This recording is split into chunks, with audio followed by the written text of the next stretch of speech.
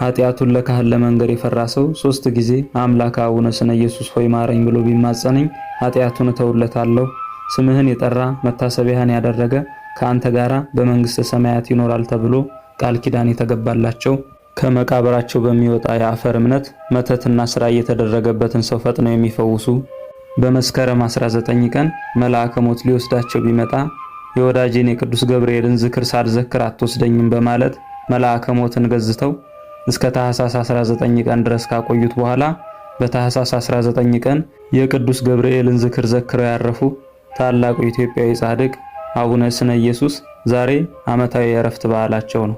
ወዳጆቼ ሆይ የዚህ ቪዲዮ ዋና ዓላማው የጻድቁ ቃል ኪዳን ስላለ ችግር የለውም እያልን እንደፈለግን ኃጢአት እንድንሰራና በቃል ኪዳናቸው እንድንዘባበት ሳይሆን ካህናትን የማናገኝበት አጋጣሚ ውስጥ ብንሆን እንድንጠቀምበት በማሰብ ነው።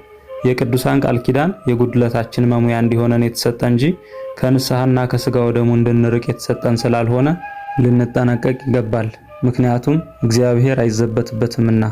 ዳግመኛም ዛሬ ታኅሳስ 19 ቀን ስምህን የጠራ መታሰቢያህን ያደረገ እስከ 24 ትውልድ ድረስ እምርልሃለሁ፣ ለቤተ ክርስቲያንህ መባ የሰጠውን የገድልህን መጽሐፍ የጻፈ ያነበበ የሰማውን እስከ 28 ትውልድ ድረስ እምርልሃለሁ ብሎ ጌታችን ቃል የገባላቸው በተወለዱ ጊዜ በሰውነታቸው ላይ የጌታችን ሕቡዕ ስም ተጽፎባቸው የተወለዱ በተቀመጡባት ድንጋይ እስከ ዘመናችን ድረስ ድውያንን የሚፈውሱና የመካኖችን ማህፀን የሚፈቱ ታላቁ ኢትዮጵያዊ ጻድቅ አቡነ አባለ ክርስቶስ ያረፉበት ዓመታዊ መታሰቢያ በዓላቸው ነው። ለእግዚአብሔር ምስጋና ይሁን።